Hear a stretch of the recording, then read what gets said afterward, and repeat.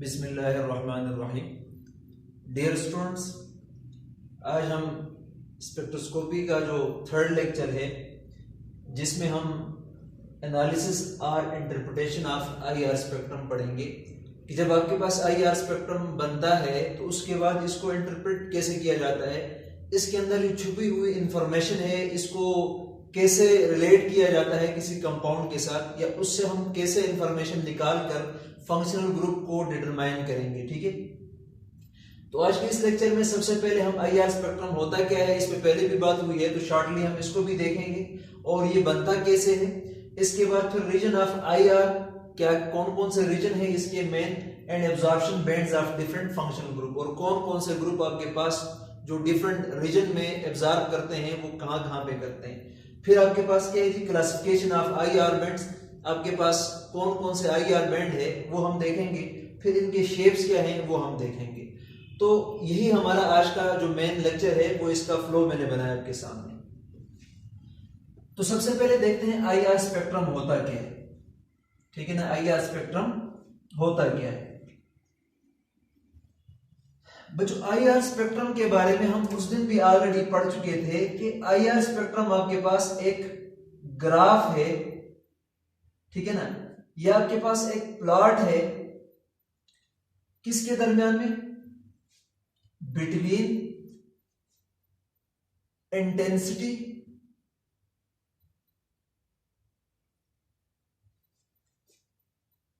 And percent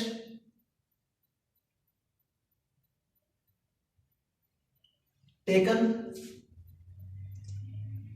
on x and on y axis, ठीक है ना, वर्सेस वेव नंबर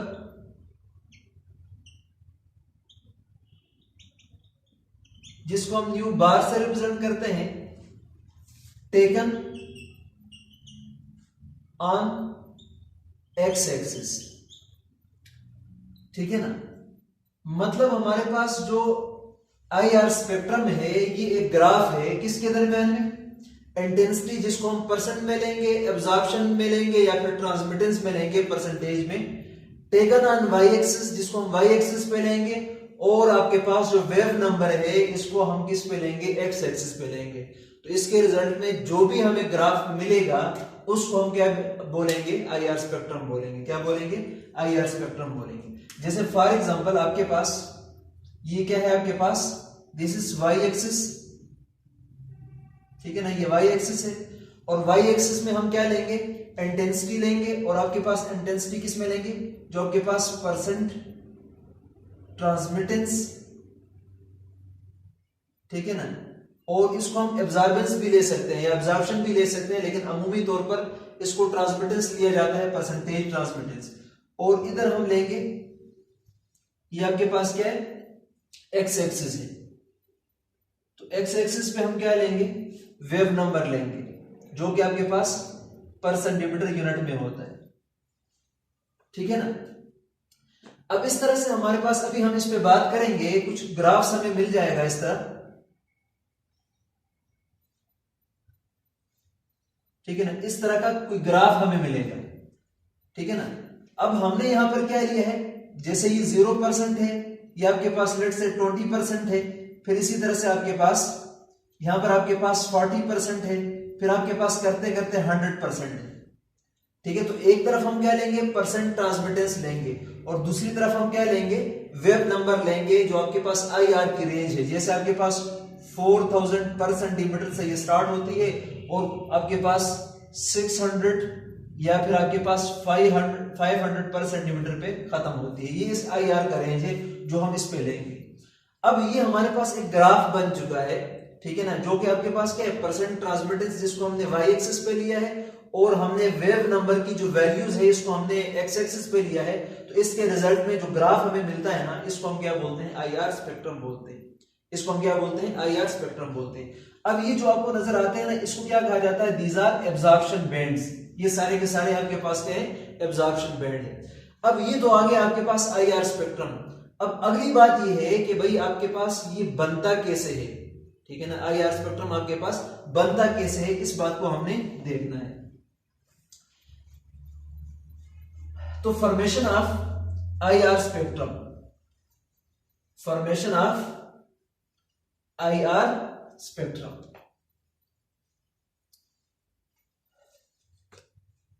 नंबर 2 पे हम बात करेंगे फॉर्मेशन ऑफ आईआर स्पेक्ट्रम। ठीक है ना बच्चों, देखो जिस वक्त हम बात करते हैं स्पेक्ट्रोस्कोपी का, तो हमने ये बात की थी स्पेशली आईआर स्पेक्ट्रोस्कोपी में कि जब भी हम आईआर का जो रेडिएशन सोर्स है, ठीक है ना, जहां से आपके पास इंफ्रारेड रेडिएशन या आईआर रेडिएशन एमिट होती है, इसको हम क्या करवाते हैं, फॉल करवाते हैं या इसका इंटरेक्शन करवाते हैं किसके साथ, मैटर के साथ। यहां पर मैटर हमारा सैंपल मॉलिक्यूल होगा। ठीक है ना, मैटर हमारे पास क्या होगा, सैंपल मॉलिक्यूल होगा। अब ये जो सैंपल मॉलिक्यूल है, ये मॉलिक्यूल आपके पास क्या कर सकता है, कल इस पे हमने डिटेल में बात की थी, ये मॉलिक्यूल आपके पास वाइब्रेट कर सकता है। ठीक है ना, इसी तरह से यही मॉलिक्यूल आपके पास क्या कर सकता है, बेंडिंग वाइब्रेशन शो कर सकता है। ठीक है ना, मतलब वाइब्रेट किस तरह से कर सकता है, इस एक को हम बोलते हैं स्ट्रेचिंग वाइब्रेशन। ये स्ट्रेचिंग वाइब्रेशन शो कर सकता है और इसी के साथ बेंडिंग वाइब्रेशन शो कर सकता है। अब यहां पर हमने ये बात की थी कि जो स्ट्रेचिंग वाइब्रेशन है, इसकी अपनी फ्रीक्वेंसी होती है जिससे ये आपके पास स्ट्रेच और कंप्रेस होता है। ठीक है ना, इसकी क्या होती है, विद स्पेसिफिक फ्रीक्वेंसी। इसी तरह से जो बेंडिंग वाइब्रेशन होती है, इसकी अपनी क्या होती है, स्पेसिफिक फ्रीक्वेंसी होती है। ठीक है ना, अब जब हम क्या करते हैं, आईआर रेडिएशन को इस सिंपल मॉलिक्यूल पे फॉल करवाते हैं, तो इसकी फ्रीक्वेंसी अगर इनमें से किसी भी वाइब्रेशन के साथ मैच कर जाए तो फिनोमेना ऑफ रेजोनेंस होगा और यहां पर आपके पास रेजोनेंस इंड्यूस होगा, मतलब लोअर वाइब्रेशनल लेवल से मॉलिक्यूल हायर वाइब्रेशन लेवल में चला जाएगा, चाहे वो आपके पास स्विचिंग वाइब्रेशन से चला जाए या फिर आपके पास बेंडिंग वाइब्रेशन से चला जाए। मतलब किसी एक के साथ यहां पर स्पेसिफिक फ्रीक्वेंसीज के साथ मैच कर जाएंगे या दोनों के साथ मैच कर जाएंगे, तो हमें डिफरेंट रेंज में डिफरेंट जगह पर हमें एब्जॉर्प्शन बैंड्स मिलेंगे जो इसके साथ मैच करेगा। फिर आगे हमारे पास डिटेक्टर लगा होता है। ठीक है ना, डिटेक्टर हमारे पास लगा होता है और डिटेक्टर आपके पास जो ट्रांसमिटेड रेडिएशन है, ठीक है ना, जो ट्रांसमिटेड रेडिएशन है, जो यहां एब्जॉर्ब हुई है और कुछ ट्रांसमिट हुई है, तो जो ट्रांसमिट हुई है डिटेक्टर इसको डिटेक्ट करेगा और डिटेक्ट करके इसको क्या करेगा, विजुलाइज करेगा in the form of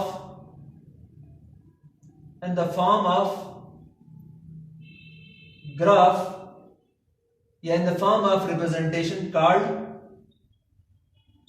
IR spectrum.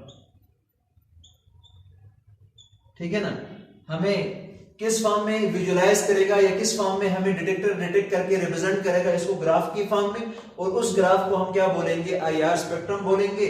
जिसपे अभी मैंने बात की थी कि हम क्या करते हैं, वाई एक्सिस पे परसेंट ट्रांसमिटेंस लेते हैं और हम एक्स एक्सिस पे क्या लेते हैं, वेव नंबर लेते हैं। तो इसके रिजल्ट में जो एब्जॉर्प्शन बैंड हमें मिलते हैं डिफरेंट रेंज के अंदर, उसको हम क्या नाम देते हैं, आईआर स्पेक्ट्रम का नाम देते हैं। तो इस पे भी हमने कल डिटेल में बात की थी। आपके पास जो स्पेक्ट्रम है वो इस तरह से बनता है, एक जनरल आइडिया दिया है मैंने आपको स्पेक्ट्रम बनने का। अब इसके बाद बात करते हैं region of IR and different absorption bands. ठीक है ना, और आपके पास चूंकि मैंने कहा कि आपके पास डिफरेंट मॉलिक्यूल्स होते हैं और आपके पास डिफरेंट फंक्शनल ग्रुप्स होते हैं जो डिफरेंट फ्रीक्वेंसीज पे वाइब्रेट करते हैं, तो फिर इस तरह से आपके पास डिफरेंट रीजन बनते हैं।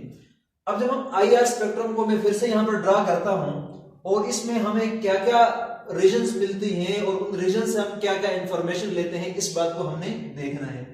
ठीक है ना, तो हम थर्ड पर बात करेंगे, रीजन ऑफ आईआर स्पेक्ट्रम। ठीक है ना, रीजन ऑफ आईआर स्पेक्ट्रम। तो बच्चों याद रखिएगा, there are two main region of IR spectrum। ठीक है ना, IR स्पेक्ट्रम में आपके पास दो मेन रीजन्स होती हैं। हैं। क्या होती हैं? दो मेन रीजन्स होती हैं। एक आपके पास क्या है जी? Functional group region. एक आपके पास क्या है? फंक्शनल ग्रुप रीजन है। और दूसरा आपके पास क्या है? ठीक है ना, दूसरा आपके पास फिंगरप्रिंट रीजन है। दूसरा आपके पास क्या है? फिंगरप्रिंट रीजन है। ठीक है, दूसरा आपके पास क्या है? फिंगरप्रिंट रीजन है। अब जब हम इस फंक्शनल ग्रुप रीजन की बात करते हैं ना, तो हम क्या करते हैं? In this range, in this region we detect different functional group.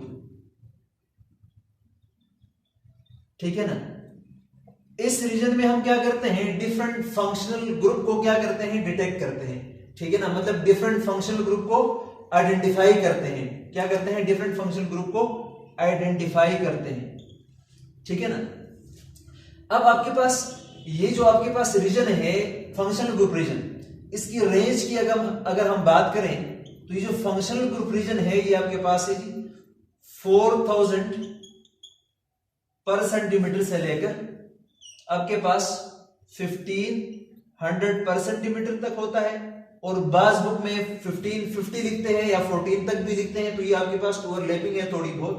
तो इस रीजन को हम क्या बोलते हैं? फंक्शनल ग्रुप रीजन आपके पास क्या है?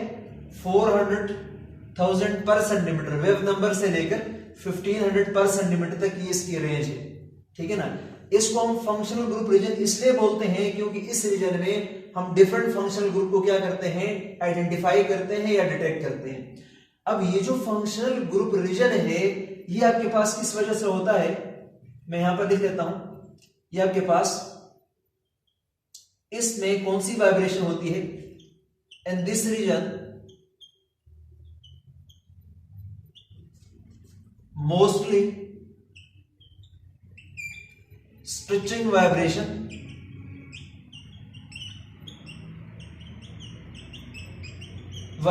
Takes place.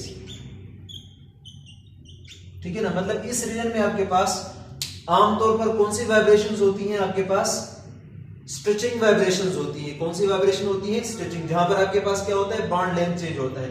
और ये अमूमी तौर पर आपके पास हाई फ्रीक्वेंसी का होता है क्योंकि स्ट्रेचिंग के लिए ज्यादा एनर्जी लगती है। ठीक है, तो in this region we identify different functional group. और इसकी रेंज की अगर हम बात करते हैं तो 4000 पर सेंटीमीटर से लेकर आपके पास क्या है? 15,000 पर सेंटीमीटर। अभी हम ग्राफ में भी देखेंगे इसको डिटेल में। इसके बाद और ये आपके पास क्या होता है? This region is easy to analyse. ठीक है ना, इस रीजन को हम क्या कर सकते हैं? आसानी से एनालाइज कर सकते हैं। ठीक है ना, क्योंकि इसमें आपके पास जो बेंड्स बनते हैं वो आपके पास क्लियर बनते हैं और आपके पास अलग अलग बनते हैं जिसको हम इजीली आइडेंटिफाई कर सकते हैं। जिसको हम क्या कर सकते हैं? आइडेंटिफाई कर सकते हैं। अब अगर आपके पास ये जो फंक्शनल ग्रुप रीजन है ना, अब फंक्शनल ग्रुप में जाहिर बात है जब हम आइसोमर की बात करते हैं ना, आइसोमर की, तो आपके पास ऐसे isomer having same functional group.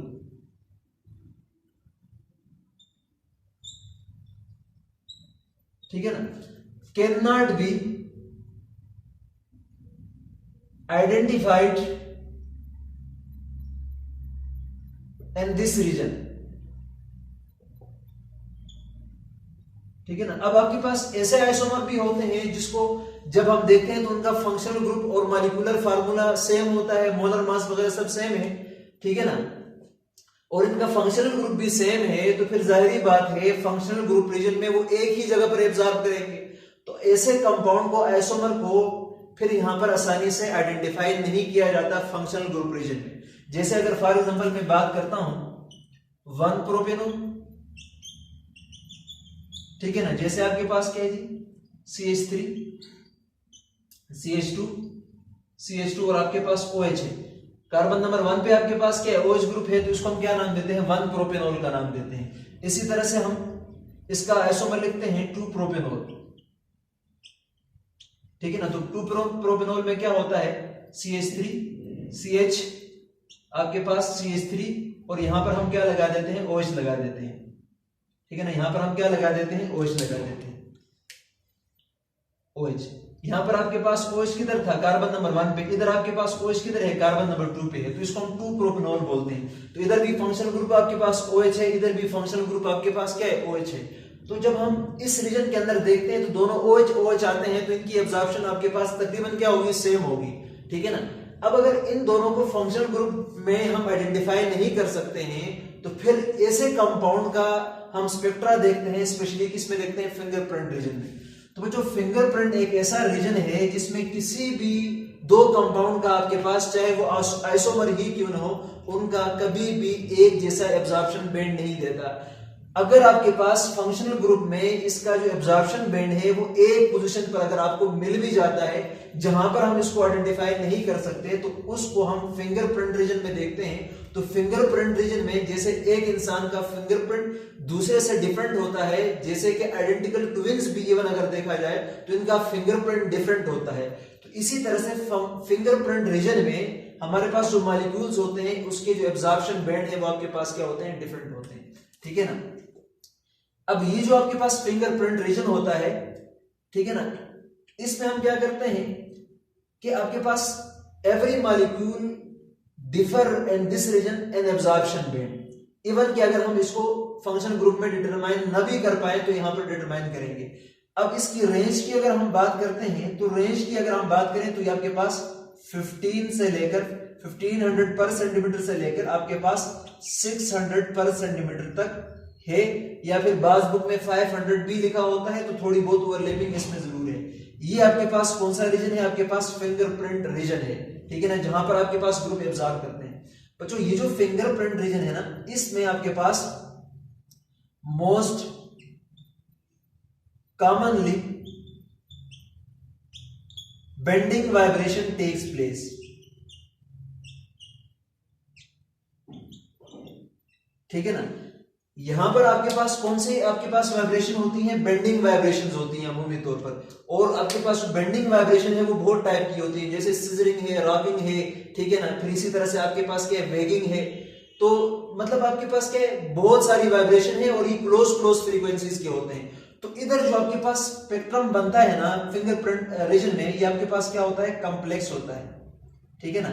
जब कॉम्प्लेक्स होता है तो इसका मतलब इसको हम आसानी से रिलायबली इसको हम डिटरमाइन नहीं कर सकते हैं, डिफिकल्ट टू डिटरमाइन होता है। ये क्या होता है आपके पास, डिफिकल्ट टू एनालाइज। इसको एनालाइज करना क्या होता है, डिफिकल्ट होता है। पर जब हम इसको एनालाइज जब कर लेते हैं तो याद रखिएगा, अगर फंक्शनल ग्रुप रीजन में कंपाउंड को या फंक्शनल ग्रुप को आइडेंटिफाई ना भी किया जाए तो इसका फिंगरप्रिंट रीजन में जो बैंड्स होंगे वो हमेशा डिफरेंट होते हैं, उससे हम क्या करते हैं, डिटरमाइन कर सकते हैं। पर चूंकि यहां पर आपके पास ओवरलैपिंग बैंड्स होते हैं, बहुत सारे बेंडिंग वाइब्रेशंस इसमें एक जगह पे जमा हो जाते हैं, तो ओवरलैपिंग बैंड बनने की वजह से ये थोड़ा सा कॉम्प्लेक्स होता है, जो कि आपके पास आइडेंटिफाई या एनालाइज करना क्या होता है, थोड़ा डिफिकल्ट होता है। पर हम इधर से क्या कर सकते हैं, हर कंपाउंड को आइडेंटिफाई कर सकते हैं, इवन कि उसका फंक्शनल ग्रुप क्या हो जाए, सेम भी हो, ठीक है ना। तो ये दो रीजंस थी आपके पास, जिसका मैंने रेंज भी आप लोगों को बता दिया और फिर मैंने आप लोगों को जो मेन इनका फंक्शन था वो भी मैंने आपको बता दिया। अब हम इसका ग्राफ में देखते हैं, ठीक है ना, और साथ में हम कुछ डिफरेंट फंक्शनल ग्रुप भी ले लेते हैं कि कौन सा फंक्शनल ग्रुप आपके पास कहां पर एब्जॉर्प्शन बैंड देता है, ठीक है, इसको हमने देखना है।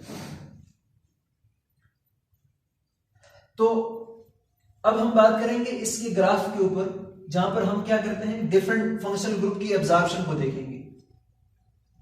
आईआर एब्जॉर्प्शन रेंज को हम देख लेते हैं।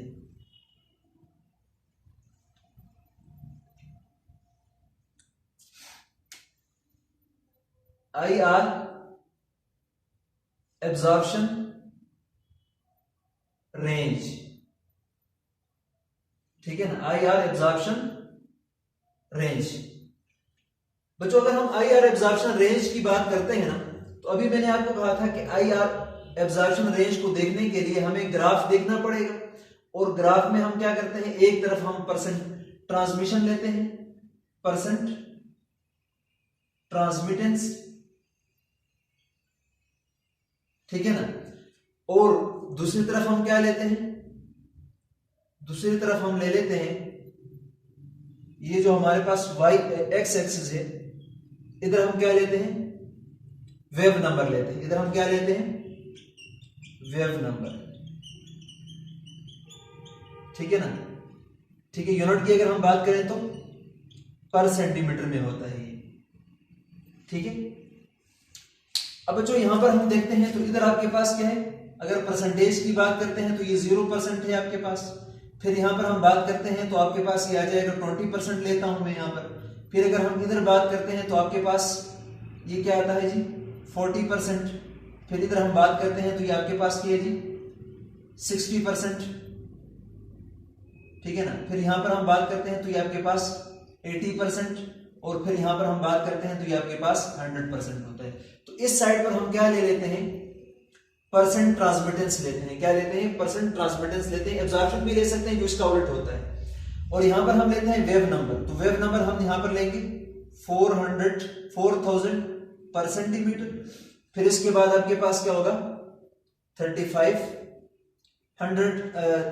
इसी तरह से आपके पास 3000 सॉरी, इसी तरह से फिर आपके पास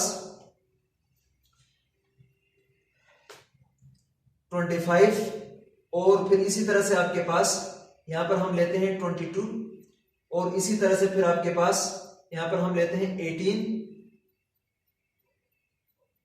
ठीक है ना। और फिर इसी तरह से हम यहां पर लेते हैं 1600, और फिर इस तरह से करते करते हम लेते हैं यहां पर 600 पर सेंटीमीटर, ठीक है ना। ये इसकी रेंज हम ले लेते हैं। अब जो अगर आप लोग देखें ना तो किसी भी कंपाउंड के अंदर आपके पास डिफरेंट फंक्शनल ग्रुप होते हैं। क्या होते हैं, डिफरेंट फंक्शनल ग्रुप होते हैं। अब अमूमी तौर पर आपके पास, मैंने आपको पहले कहा था कि अगर हम बात करते हैं 1600 से लेकर, मतलब ये जो रीजन है 1600 से लेकर आपके पास जो 4000 है, ये जो रेंज है ना, इस रेंज को हम क्या बोलते हैं, this is functional group region, ठीक है ना। इसको हम क्या बोलते हैं, फंक्शनल ग्रुप रीजन बोलते हैं, ठीक है ना। जिस पे अभी डिटेल में बात भी हुई थी कि यहां पर आपके पास स्ट्रेचिंग वाइब्रेशन होती है, और most of the functional group इस रेंज में क्या करते हैं, एब्जॉर्प्शन बैंड शो करते हैं ड्यू टू स्ट्रेचिंग वाइब्रेशन। और फिर आपके पास 16 से लेकर आपके पास 600 तक ये जो रीजन है ना, इसको हम क्या बोलते हैं, फिंगरप्रिंट रीजन बोलते हैं। क्या बोलते हैं, फिंगरप्रिंट रीजन बोलते हैं। इसको हम क्या बोलते हैं, फिंगरप्रिंट रीजन बोलते हैं, ठीक है। जहां पर हम बेंडिंग वाइब्रेशन को देखेंगे, आपको कॉम्प्लेक्स पैटर्न मिलेगा, ओवरलैपिंग बैंड्स मिल जाएंगे यहां पर, ठीक है ना। अब अगर फॉर एग्जांपल आप लोग यहां पर देखते हैं ना, तो इधर आपके पास क्या है, तकरीबन आपके पास 35 और 3000 के दरमियान में आपके पास क्या होता है, nitrogen to hydrogen bond stretching vibration, मतलब NH। इसी तरह से इस रेंज में आपको क्या मिलता है, ऑक्सीजन हाइड्रोजन का। फिर इसी तरह से आपके पास कार्बन हाइड्रोजन का मिलता है। इस रेंज में ये वाले फंक्शनल ग्रुप क्या करते हैं, एब्जॉर्ब करते हैं। फिर इसी तरह से हम 25 और 22 के दरमियान में देखते हैं, तो 25 और 22 के दरमियान में जो फंक्शनल ग्रुप एब्जॉर्ब करते हैं वो आपके पास क्या है, carbon to carbon triple bond. इसी तरह से आपके पास carbon to nitrogen triple bond. तो जहां जिस कंपाउंड में फंक्शनल ग्रुप ये वाला होगा, carbon to carbon triple bond, carbon to nitrogen triple bond, वो आपके पास 2200 और 2500 के दरमियान में एब्जॉर्ब करेगा। फिर इसी तरह से बच्चों आपके पास अगर हम 18 और 1600 के दरमियान में बात करते हैं, तो इस रीजन में आपके पास जो एब्जॉर्ब करते हैं वो आपके पास carbon to carbon double bond, फिर इसी तरह से आपके पास carbon to nitrogen double bond, फिर इसी तरह से आपके पास carbon to oxygen double bond, वो इस रेंज में एब्जॉर्ब करते हैं। वो क्या करते हैं, इस रेंज में एब्जॉर्ब करते हैं। तो मतलब ये आपके पास डिफरेंट फंक्शनल ग्रुप है। इसके अलावा अल्केन, अल्कीन, ठीक है, ईस्टर, इनमें सब में डिफरेंस होता है। पर हम जनरल यहाँ पर मेन उसकी मैं बात कर रहा हूं कि इस रेंज में ये वाले फंक्शनल ग्रुप एब्जॉर्ब कर लेते हैं, ठीक है। और इसके बाद फिर आपके पास ओवरलैपिंग कॉम्प्लेक्स पैटर्न आ जाता है, जिसमें आपके पास बेंडिंग वाइब्रेशन के लिए आते हैं, ठीक है ना, जो हमें आपके पास यहाँ पर मिल जाए। तो ये आपके पास IR एब्जॉर्प्शन रेंज है, जो डिफरेंट फंक्शनल ग्रुप आपके पास डिफरेंट रेंज में क्या करते हैं, एब्जॉर्ब करते हैं। तो जब भी आपको इस रेंज में अगर कोई कंपाउंड मिलेगा, तो आप इसका डिटेक्शन किसके लिए कर सकते हो, कार्बन हाइड्रोजन स्ट्रेचिंग के लिए, OH स्ट्रेचिंग के लिए, NH स्ट्रेचिंग के लिए। इसमें भी डिफरेंस होता है, फिर आगे जाकर हम डिटेल में देख लेंगे किस तरह से डिफर करता है। तो एक जनरल रेंज मैंने आपको बता दिया, जो कि आपके पास डिफरेंट रेंज के अंदर ये क्या करते हैं, एब्जॉर्ब कर लेते हैं। बच्चों इसके बाद हम बात करेंगे कि आपके पास शेप्स हैं, ठीक है ना। आपके पास क्या शेप्स ऑफ या क्लासिफिकेशन ऑफ IR, ठीक है ना। शेप से पहले हम बात करते हैं classification of IR bands, classification of IR band.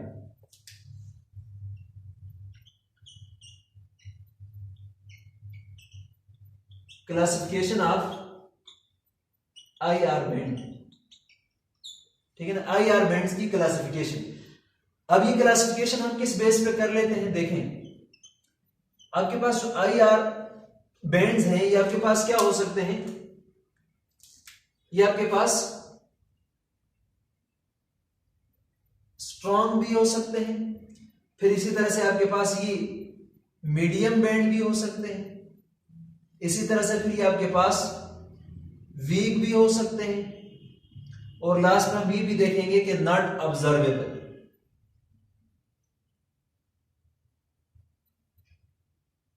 ठीक है ना, हम इसको मतलब ऑब्जर्व भी नहीं कर सकते हैं, नॉट ऑब्जर्वेबल।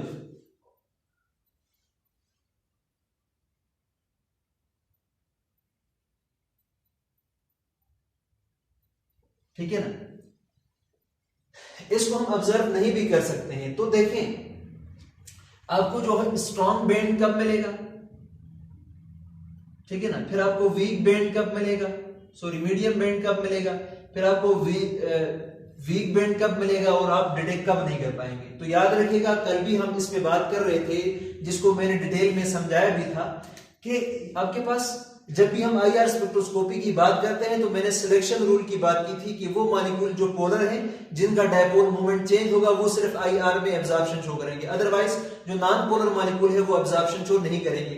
फिर जो पोलर मॉलिक्यूल है ना उसकी जो पोलरिटी है वो भी डिफरेंट स्ट्रेंथ की होती है, कुछ मॉलिक्यूल ज्यादा पोलर होते हैं, कुछ मॉलिक्यूल कम पोलर होते हैं, जो कुछ आपके पास बहुत ही कम पोलरिटी की होते हैं। मतलब आपके पास जो आपके पास इंटेंसिटी ऑफ बैंड्स है ना, हम भी कह सकते हैं इंटेंसिटी ऑफ एब्जॉर्प्शन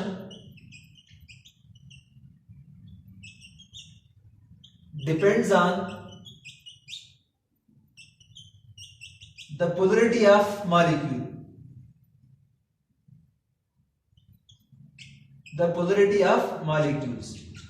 ठीक है ना, जो इंटेंसिटी है ना एब्जॉर्प्शन की वो किस पे डिपेंड करती है, मॉलिक्यूल की पोलरिटी पे डिपेंड करती है। जैसे कि फॉर एग्जांपल मैं आपके ये बात करता हूं कि कार्बोनिल कार्बन है, ये पार्शियल पॉजिटिव है, ये पार्शियल नेगेटिव है, तो मतलब ये आपके पास क्या है जी, स्ट्रॉन्ग पोलरिटी वाला कंपाउंड है, मतलब इसकी पोलरिटी ज्यादा है।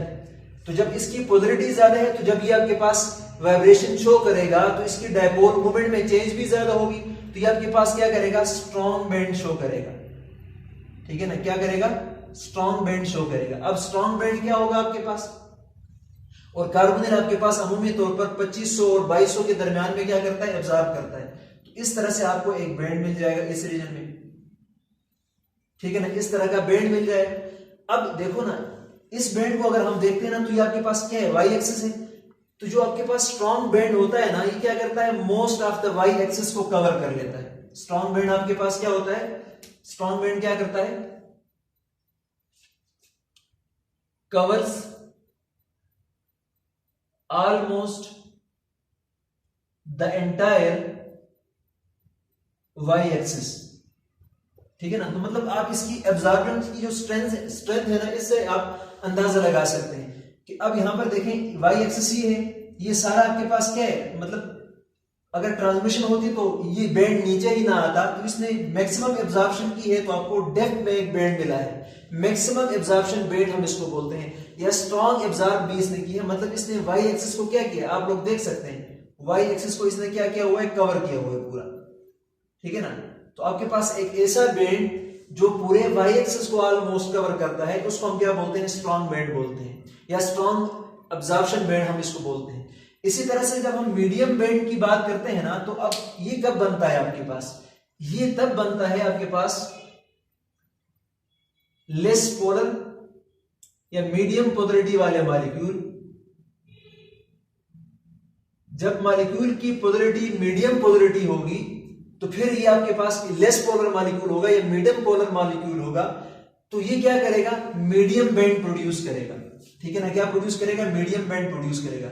लेट सपोज मैं यहां पर लिख लेता हूं कि आपके पास ये मैक्सिमम एब्जॉर्प्शन बैंड है या स्ट्रॉन्ग बैंड है, तो इसके कंपैरिजन में ये क्या करता है, ये आपके पास इसके कंपैरिजन में तो वीक होता है, ठीक है ना। अब इसने तकरीबन क्या किया हुआ है, half of the Y axis को कवर किया हुआ है। तो मीडियम बैंड क्या करता है आपके पास, covers almost half of the Y axis, ठीक है ना, जो ऑलमोस्ट वाई एक्सिस का हाफ कवर कर लेता है ना, तो इसको हम क्या नाम देते हैं, मीडियम बैंड का नाम देते हैं। और फिर आपके पास क्या होता है, वीक बैंड होता है।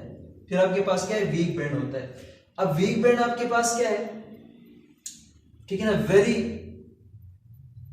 लो पोलर मॉलिक्यूल, ऐसा मॉलिक्यूल जिसकी पोलरिटी बहुत कम हो, ठीक है ना, तो वो क्या करता है, बहुत ही वीक एब्जॉर्प्शन बैंड शो करता है।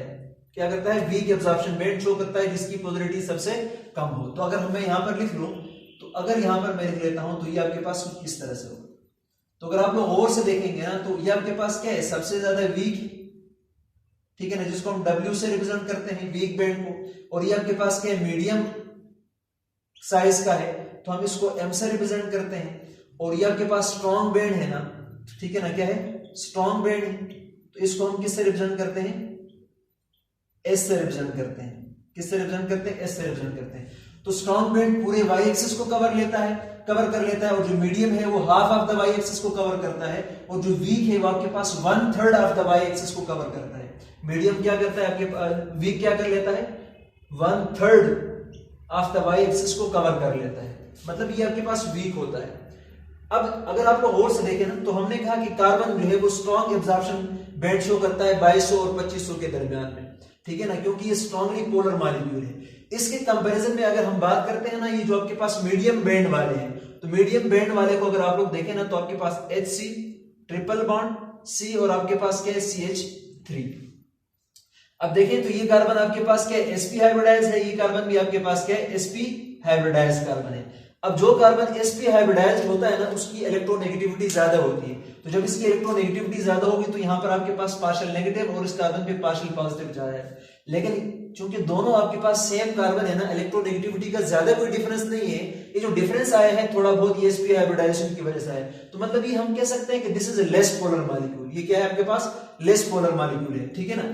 इसी तरह से हम और एग्जांपल लेते हैं, जैसे आपके पास क्या है जी, जैसे आपके पास अगर हम बात करें तो ये आपके पास C ट्रिपल बॉन्ड N है, ये पार्शियल नेगेटिव और ये आपके पास पार्शियल पॉजिटिव होगा। अब चूंकि नाइट्रोजन की इलेक्ट्रोनेगेटिविटी कार्बन से ज्यादा है और कार्बन की इलेक्ट्रोनेगेटिविटी कम है, तो अब दूसरी बात ये है कि यहाँ पर ट्रिपल बॉन्ड भी है, इसकी हाइब्रिडाइजेशन भी sp3 है। तो फिर आपके पास क्या होगा कि इसको हम बोलेंगे मीडियम पोलर। ये आपके पास क्या है, मीडियम पोलर है। और ये आपके पास क्या है, वीकली पोलर है। ये आपके पास क्या है, वीकली पोलर है। अब यहां ये सबसे स्ट्रॉन्ग पोलर है तो इसका मैक्सिमम एब्जॉर्प्शन बैंड बनेगा, और ये वीकली पोलर है तो इसका वीक बैंड बनेगा। और इसी तरह से फिर ये मीडियम पोलर मॉलिक्यूल है, क्योंकि कार्बन और नाइट्रोजन की इलेक्ट्रोनेगेटिविटी है, लेकिन चूंकि कार्बन की हाइब्रिडाइजेशन sp3 है तो इसकी इलेक्ट्रोनेगेटिविटी बढ़ जाती है, जिसमें कोई ज्यादा डिफरेंस नहीं पाया जाता जैसे कि इनके दरमियान में है। तो लिहाजा इसके लिए मीडियम साइज का आपके पास एब्जॉर्प्शन बैंड बन जाएगा। तो इस तरह से हम क्लासिफाई करते हैं बैंड्स को 3 कैटेगरीज के अंदर, स्ट्रॉन्ग, मीडियम और वीक के अंदर, ठीक है ना। तो स्ट्रॉन्ग पूरे वाई एक्सिस को कवर कर लेता है, ये half of the Y axis को कवर कर लेता है, और ये वीक जो है वो आपके पास 1/3 ऑफ द वाई एक्सिस को कवर कर लेता है। इसी तरह से अगर आप लोग इस मॉलिक्यूल को देखें, CH3 C triple bond C CH3, अब इस मॉलिक्यूल को अगर आप लोग देखें तो ये भी sp हाइब्रिडाइज है, ये भी sp हाइब्रिडाइज है, दोनों की इलेक्ट्रोनेगेटिविटी सेम है, तो इलेक्ट्रोनेगेटिविटी का डिफरेंस आपके पास क्या आएगा, 0 आएगा, ठीक है ना। फिर इसी तरह से ये वाला बॉन्ड भी आपके इनका डिफरेंस है तो फिर इनका भी 0 होगा, इनका भी 0 होगा। मतलब ये है कि एक दूसरे को कैंसिल भी कर लेंगे, अगर हम पोलरिटी निकाल भी लें तो ये अपोजिट डायरेक्शन में आते हैं, ये कैंसिल कर लेंगे, ठीक है। तो इसका मतलब ये मॉलिक्यूल ऑलमोस्ट नॉन पोलर है। तो ऐसे मॉलिक्यूल के ऊपर जब आप लोग IR रेडिएशन को फॉल करवाएंगे तो यहां पर आपके पास किसी किस्म का कोई बैंड ऑब्जर्व ही नहीं होगा, मतलब ये नॉट ऑब्जर्वेबल बैंड है, इसको हम IR में डिटेक्ट भी नहीं कर पाएंगे, इसको हम IR में डिटेक्ट नहीं कर पाएंगे। तो इस तरह से आपके पास क्लासिफिकेशन ऑफ IR बैंड को हम देख लेते हैं, ठीक है ना। फिर आगे हम बात करते हैं जी शेप्स की। ठीक है ना। फिर हम आगे बात कर लेते हैं शेप की। ये तो आगे आपके पास क्लासिफिकेशन के आपके पास 3 टाइप्स के बनते हैं। अब हम बात करेंगे किसका, शेप्स का। शेप्स की बच्चों अगर हम बात करते हैं ना, तो शेप में आपके पास 2 तरह के शेप हो सकते हैं। एक आपके पास नैरो और एक आपके पास क्या है, वाइडर और ब्रॉड होता है। ठीक है ना। अगर शेप की बात करते हैं तो इस तरह से बन सकता है आपके पास, ऐसा भी बैंड बन सकता है, और फिर आपके पास इसी तरह से, अभी जो हमने बात की इसी तरह से बन सकता है। अब ये 2 टाइप्स हैं आपके पास, ठीक है ना। अगर हम शेप्स की बात करते हैं ना, शेप ऑफ IR बैंड्स, ठीक है ना। तो शेप्स आपके पास 2 तरह के हो सकते हैं। एक आपके पास क्या हो सकता है, नैरो बैंड, ठीक है ना, और दूसरा आपके पास क्या होता है, ब्रॉड बैंड, ठीक है ना। अब जो नैरो होता है वो आपके पास क्या है, नैरो बैंड आपके पास क्या होता है, ये थिन होता है, और आपके पास क्या होता है, पॉइंटेड, थिन एंड पॉइंटेड, ठीक है ना। तो ये क्या है आपके पास, दिस इज, ये थिन भी है और पॉइंटेड भी है, थिन एंड पॉइंटेड। तो ये जो थिन एंड पॉइंटेड है इसको हम क्या नाम देंगे, नैरो बैंड का नाम देंगे। क्या नाम देंगे, नैरो बैंड का नाम देंगे। और इसी तरह से अगर आप लोग इसको देखें, इसको ऑब्जर्व करें, तो ये आपके पास क्या है, दिस इज स्मूथ है, ठीक है ना, एंड आपके पास वाइडर है, एंड क्या है आपके पास, वाइडर है। तो जो स्मूथ और वाइडर होता है ना, इसको हम क्या नाम देते हैं, ब्रॉड बैंड का नाम देते हैं। तो दिस इज ब्रॉड बैंड। तो ब्रॉड बैंड आपके पास क्या होता है, वाइडर होता है और स्मूथ होता है, जबकि ये आपके पास थिन और पॉइंटेड है। अब ये ऐसा क्यों होता है और ये आपके पास ऐसा क्यों होता है, इस पे हम अलग लेक्चर बनाएंगे, जिसमें हम डिफरेंट रीजंस की बात करेंगे, जिसमें हम हाइड्रोजन बॉन्डिंग की बात करेंगे। ये मोस्टली आपके पास OH ग्रुप के लिए पाया जाता है। तो इसमें क्या रीजन है, क्या लॉजिक है, इस पे हम डिटेल में बात करेंगे, ठीक है ना। तो बच्चों अब अगर हम देखते हैं ना, तो इन तमाम चीजों को देखकर ना हमें डिफरेंट इंफॉर्मेशन मिलती है, ठीक है ना। हमें क्या मिलती है, डिफरेंट इंफॉर्मेशन मिलती है। मतलब इस पूरे स्पेक्ट्रम को देखते हैं ना, तो हमें क्या क्या इंफॉर्मेशन मिल सकती है, मतलब इस IR स्पेक्ट्रम से हम क्या इंफॉर्मेशन ले सकते हैं। तो बच्चों याद रखिएगा, सबसे पहले तो हम क्या कर सकते हैं, इससे फंक्शनल ग्रुप को डिटरमाइन करते हैं, ठीक है ना। अगर इंफॉर्मेशन की मैं बात करता हूं ना, जो हमें इंफॉर्मेशन इस IR स्पेक्ट्रम से मिलती है, तो मतलब हम क्या कर सकते हैं, we can identify the functional group only, ठीक है ना। हम सिर्फ इससे फंक्शनल ग्रुप को ही डिटरमाइन कर सकते हैं, इंटायर स्ट्रक्चर या इंटायर मॉलिक्यूलर फार्मूला या स्ट्रक्चरल फार्मूला इससे डिटरमाइन नहीं किया जा सकता। और इसी वजह से ये जो आपके पास IR स्पेक्ट्रोस्कोपी है, इसको हम यूज करते हैं in conjunction with other spectroscopies, ठीक है ना, to obtain the complete picture of the molecule या of the complete structure of the molecule. मतलब अकेले इससे हम डिटरमाइन नहीं कर सकते, ये सिर्फ फंक्शनल ग्रुप को डिटरमाइन करता है, ठीक है ना।